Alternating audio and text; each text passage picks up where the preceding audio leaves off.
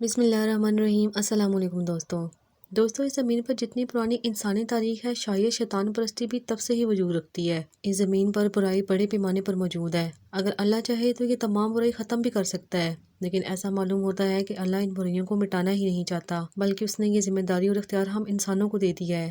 حقیقت میں اچھائی اور برائی میں چناؤ ہی انسانوں کے لیے سب سے بڑی آزمائش ہے، جس بنا پر ہمارا حساب و کتاب ہونا ہے۔ ان برائیوں میں شیطان کی پوجا ایک تاریخی حقیقت ہے جو آج بھی موجود ہے، ایک ایسی قوت جس کو زمانہ قدیم سے پوجا جاتا رہا ہے۔ انہی شیطان فورسز میں سے ایک نام بال کا بھی ہے۔ بال دراصل عبرانی زبان کا لفظ ہے جس کے معنی آقا، سردار یا مالک کے ہیں۔ دوستو آج کی اس ویڈیو میں ہم بال خدا کے بارے میں ہی بات کرنے جا رہے ہیں۔ بال خدا کون تھا اور یہودی اس دیوتا کی پوجا کیوں کرتے تھے، یہ سب جانیں گے ہم آج کی اس ویڈیو میں۔ مکمل معلومات کے لیے ہماری ویڈیو کو آخر تک لازمی دیکھیے گا۔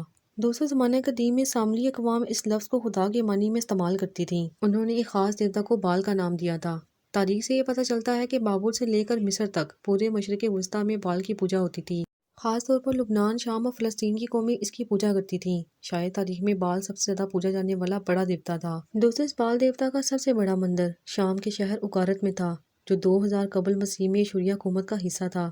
جب 19ویں صدی میں اگارت کے علاقے میں ماہر آثار نے کھدائی کا کام شروع کیا تو ان کو زیر زمین ایک عظیم و شان محل اور کھنڈر ملا، جس میں کئی کتابیں، تختیاں اور تقریباً 100 کمرے موجود تھے۔ انہی عمارتوں میں بال دیوتا کا ایک بہت بڑا مندر بھی موجود تھا، جس کے اندر کمرے میں بال کا ایک بہت بڑا بت رکھا ہوا تھا۔ اس مندر میں رکھی ہوئی تختیوں میں بال دیوتا کی تاریخ اور طاقت و قوت کے بارے میں اگارتی زبان میں معلومات درج تھیں، جس کے مطابق بال طوفان کا دیوتا ہے جو زمین کا سردار ہے۔ بال نہایت ہی طاقتور اور متکبر دیوتا ہے اور دوسرے دیوتاؤں اور انسانوں پر حکومت کرتا ہے۔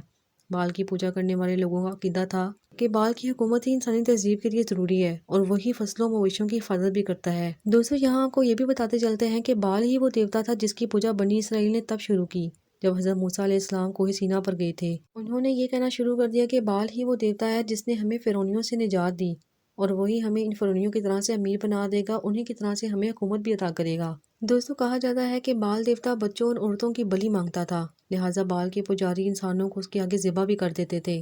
صورتحال اس قدر بدتر تھی کہ بچے کو پیدا ہونے سے پہلے عورتوں کے پیٹ کو چیر کر ماں کے پیٹ سے بچوں کو نکال لیا جاتا اور ان کو بال دیوتا کے سامنے ذبح کرنے کے لیے پیش کر دیا جاتا تھا۔ دوستو آپ کو یہ بات جان کر حیرانگی ہوگی کہ آج کے دور میں بھی کئی جاہل قومیں خفیہ طریقے سے بال کی بت پرستی کرتی ہوئی نظر آتی ہیں، جس میں ایک خفیہ تنظیم بوہمیو کلب بھی شامل ہے۔ اس تنظیم میں دنیا کے کئی مشہور اور بڑے بڑے لوگ شامل ہیں۔ یہ لوگ سالانہ ایک جنگل میں 40 فٹ قداور جانور کی شکل کے ایک بہت بڑے بت کے سامنے اکٹھے ہو کر 7 روز تک مسلسل عجیب و غریب رسومات ادا کرتے ہیں۔ صرف اتنا ہی نہیں بلکہ بالی ووڈ کے کئی سپر اسٹار بھی اس بت پرستی میں شامل ہو چکے ہیں۔ ایک مشہور فیشن برانڈ بیلنسیاگا کا تعلق بھی اسی سے ہے۔ اس برانڈ کے بہت سے ایڈز ایسے ملتے ہیں جس میں بچوں پر ظلم کرتے ہوئے دکھایا جاتا ہے۔ نہ صرف یہ بلکہ بالی ووڈ کے کئی بڑے ستارے بھی اپنی پروڈکٹس میں بیل جیسے نشان کا استعمال کرتے ہوئے نظر آتے ہیں۔ ان تمام چیزوں سے یہ ثابت ہوتا ہے کہ آج کے دور میں بھی بال جیسے بت کی پوجا خفیہ طریقے سے کر کے اس کو پروموٹ کیا جا رہا ہے۔ دنیا کی جاہلیت کو مد نظر رکھتے ہوئے ہمیں اس بات پر فخر محسوس ہوتا ہے کہ اسلام ہی ایک سچا دین ہے۔ یہ ایک ایسا دین ہے جس نے ہمیں سادہ زندگی دی اور ہمیں یہ بھی بتایا کہ اللہ ہی صرف عبادت کے لائق ہے۔ اسلام ہی ایک ایسا دین ہے جو ہمیں صرف اور صرف اللہ کی عبادت کرنے کی ہی تلقین کرتا ہے۔ خوبصورت مذہب نے کبھی ہمیں ایسا بے مقصد عمل کرنے کا حکم نہیں دیا جو اس کے وقار کے خلاف ہو۔ اللہ تعالیٰ میرا اور آپ کا ایمان سلامت رکھے۔ اسی دعا کے ساتھ مجھے اجازت، پھر حاضر ہوں گے ایک نئی ویڈیو کے ساتھ۔ تب تک کے لیے اللہ حافظ۔